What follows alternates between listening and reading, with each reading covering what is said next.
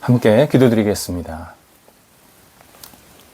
하나님, 지난밤 잠자리에 들게 하시고 이 아침 새롭게 한날을 경험할 수 있도록 살아나게 하심을 감사드립니다. 오늘도 주님과 동행하며 의미 있고 보람이 넘치는 하루가 되게 하시기를 간구합니다. 세상의 성취에 취하여 하나님 나라를 위해 해야 할 역할에 게으르지 않게 하옵소서. 쌓아 올리는 것에 취하여 나누고 베푸는 일에 인색하지 않게 하옵소서. 높이 올라가는 것에 취해서 이해하고 받아들이는 일을 주저하지 않게 하옵소서. 주님의 거룩한 뜻을 헤아려 저희도 주님의 거룩하심을 닮아가는 복이 있게 하옵소서. 알려주신 진리를 깊이 깨달아 저희도 진리를 실천하는 거룩한 행동하는 사람이 되게 하옵소서. 주께서 아름답다고 하시는 것을 저희도 기쁘게 받아들여 아름다운 생각으로 세상을 섬기게 하옵소서. 주께서 선하다고 하신 것을 감사히 받아들여 저희도 오늘 선한 마음으로 선한 언행이 이어지게 하옵소서. 병상에 있는 성도들을 붙잡아 주옵소서. 주의 은혜가 더 깊어지기를 원합니다. 하나님, 치유의 손길을 바라여 주시어서 일어나게 하시고 회복되게 하시고 온전케 되게 하시고 다시 주님의 주시는 생명의 능력으로 힘차게 이 땅을 살아가게 하여 주옵소서. 모든 치료의 과정들을 주님 앞에 맡깁니다. 주관하여 주옵소서.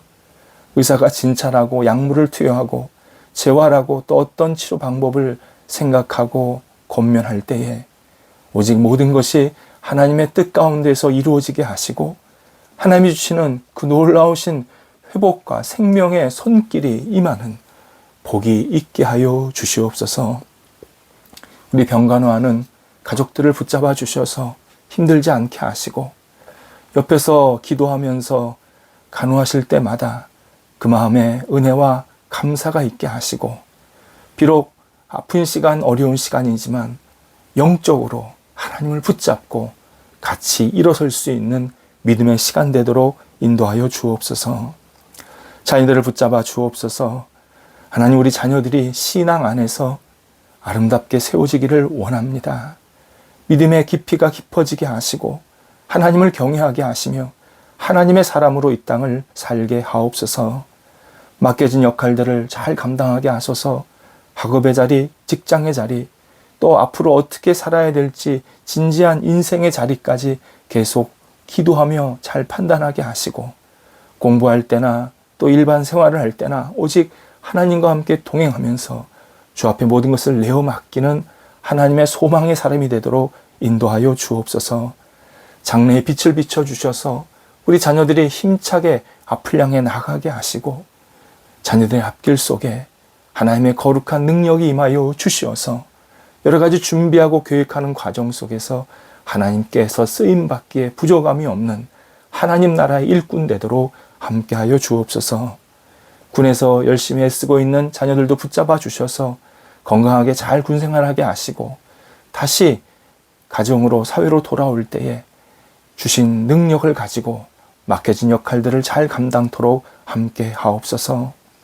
일터 오늘도 붙잡아 주옵소서. 우리 사업처가, 가게가, 직장이, 학교가 오늘도 예수님 안에서 건승하게 하시고 활기차게 하시고 일어나게 하시고 부흥되게 하시고 많은 사람과 함께 복을 나눌 수 있는 통로 되게 하옵소서. 같이 일하는 분들 붙잡아 주시옵소서. 함께 마음을 나누고 꿈을 나누고 또 생각을 함께 나누면서 이 모든 것들이 합력하여서 선을 이루게 하시고 하나님 나라에 크게 쓰임받는 동역하는 사람들이 될 수 있도록 인도하여 주옵소서. 매매와 거래를 계속 기도하는 분들도 계시오니 붙잡아 주셔서 이 거래가 하나님 앞에 아름답게 영광되게 하시고 세상 속에서 주님이 해주시는 능력으로 빛과 소금의 역할을 감당하는 통로가 되는 거래, 매매가 되도록 함께 하옵소서. 오늘도 성도들 맡겨진 자리에서 충실하게 하여 주옵소서. 역할에도 최선을 다하게 하시되 오직 주님이 주시는 지혜로 열정으로 잘 감당하게 하시고 이 일을 통해서 오늘도 하나님의 뜻을 하나씩 하나씩 이루어가는 감사와 기쁨이 넘치게 하여 주옵소서. 우리 성도들 특별히 앞에 있는 모든 장애물들, 어려움들을 믿음으로 잘 극복하게 하시고 돌파하게 하시고 지혜롭게 잘 이겨내게 하여 주시어서 성도들이 생긴 모든 어려움들을 나사렛 예수님의 이름으로 이겨내게 하시고 다시 주님이 주시는 새로운 소망으로 힘차게 앞을 향해 나아가는 귀한 날 되게 하여 주시옵소서. 예수님의 이름으로 기도드립니다. 아멘. 오늘 우리에게 주시는 하나님의 말씀은 신약성경 빌립보서 2장 3절에서 8절까지의 말씀입니다. 신약성경 빌립보서 2장 3절에서 8절까지의 말씀입니다. 살아계신 하나님의 말씀을 봉독합니다. 아무 일에든지 다툼이나 허영으로 하지 말고 오직 겸손한 마음으로 각각 자기보다 남을 낮게 여기고 각각 자기 일을 돌볼 뿐더러 또한 각각 다른 사람들의 일을 돌보아 나의 기쁨을 충만하게 하라. 너희 안에 이 마음을 품으라. 곧 그리스도 예수의 마음이니 그는 근본 하나님의 본체시나 하나님과 동등됨을 취할 것으로 여기지 아니하시고 오히려 자기를 비워 종의 형체를 가지사 사람들과 같이 되셨고 사람의 모양으로 나타나사 자기를 낮추시고 죽기까지 복종하셨으니 곧 십자가에 죽으심이라. 아멘. 칼 폰 린네는 스웨덴이 낳은 세계적인 동식물학자입니다. 그의 아버지와 형이 목사였고 개신교 목사였고 본인도 학창시절 목회자 준비를 하게 됩니다. 그런데 학교 선생님이 이 폰 린네를 가만히 지켜보니까 굉장히 논리적이고 체계적인 사고를 지닌 뛰어난 재능이 있음을 확인하게 됩니다. 선생님도 신앙인이었기 때문에 계속 기도하면서 주저하다가 어느 날 린네에게 너는 신학보다는 생물학을 공부하는 것이 더 좋겠다 권면하게 됩니다. 어머니는 매우 못마땅했다고 합니다. 하지만 그는 그 생물학을 선택하게 되었고 훗날 세상의 모든 동식물을 분류하는 최초의 학자가 됩니다. 지금도 그가 붙인 종과 속의 이명법으로 동식물들을 우리는 구분하고 있습니다. 참고로 인간은 새끼를 낳아 젖을 먹이는 포유류에 해당합니다. 그가 하나님께서 만드신 다양한 동물들을 관찰하면서 하나의 중요한 공통점을 발견하게 됩니다. 위계 질서였습니다. 사람도 그렇지만 거의 모든 동물에게는 엄격한 위계 질서가 있었음을 알게 됩니다. 위계 질서는 정당하게 발휘될 때도 있습니다. 예를 들어서 자녀는 부모를 공경하는 질서가 있어야 하고 학생은 선생님을, 아이는 어른을 존경하는 질서가 있어야 합니다. 이 질서는 분명히 성경에서도 알려주시는 것이고 또 우리 인간 사회에서도 굉장히 중요한 삶의 태도입니다. 하지만 부당한 위계 질서도 있음을 그가 깨닫게 됩니다. 바로 닭을 보면서였습니다. 힘과 소유에 따라 상대방을 억압하는 행동, 이것이 각종 동물들 사이에서 많이 나타나고 있음을 보게 된 겁니다.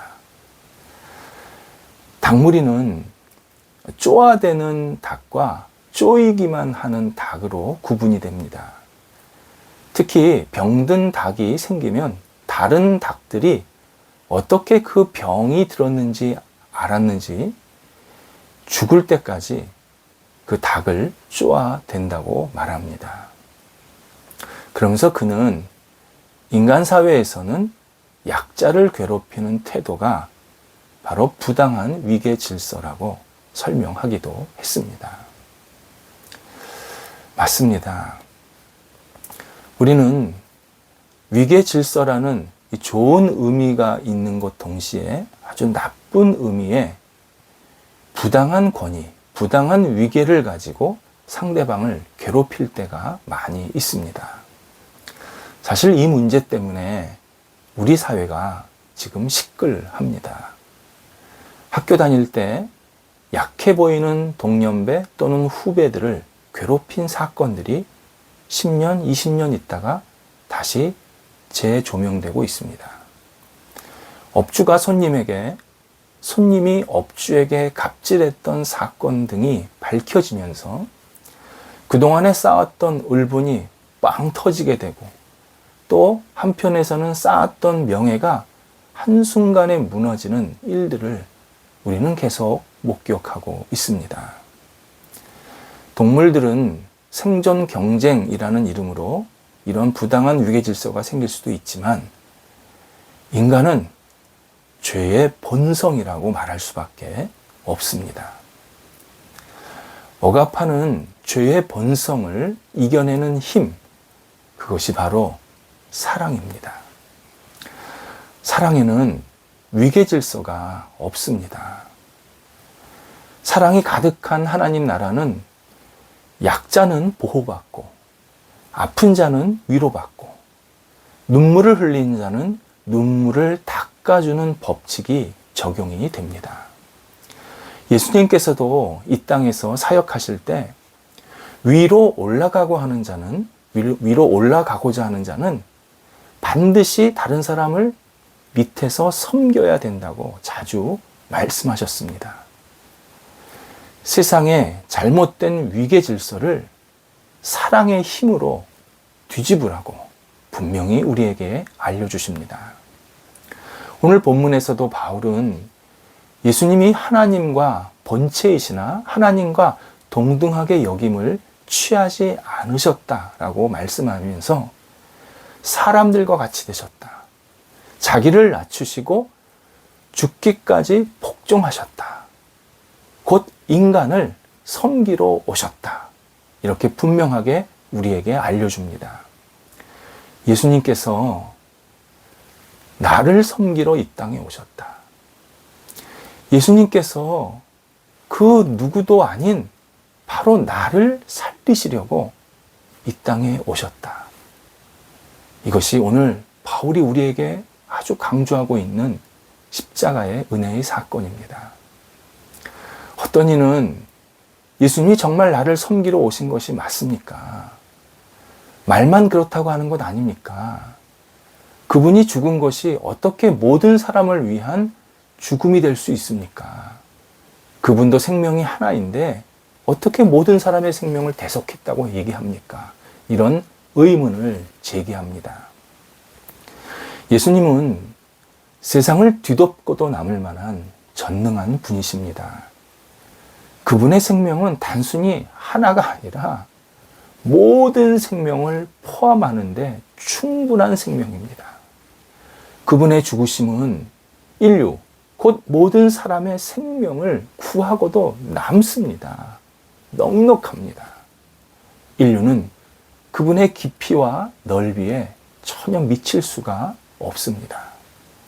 그래서 그분이 이 땅에서 우리를 위해서 죽으셨다는 것은 결국 한 사람 한 사람, 받아들이는 한 사람 한 사람에게 모두 구원의 은혜를 주시겠다라는 약속입니다. 또 만일 내 자신이 하나님의 아들이라고 한번 생각해 보시기 바랍니다. 그러면 아무도 찾지 않는 냄새나고 지푸라기만 가득 있는 마국간에서 태어나려고 하겠습니까? 그런데 예수님은 그렇게 이 땅에 오셨습니다. 예수님은 세상에서 헤매는 우리를 사랑하시기 때문에 그런 모습으로 오신 겁니다. 마국간의 모습이 바로 내 삶의 자리란다. 너의 자리 형편없단다. 부족하단다. 냄새난단다. 문제 많단다.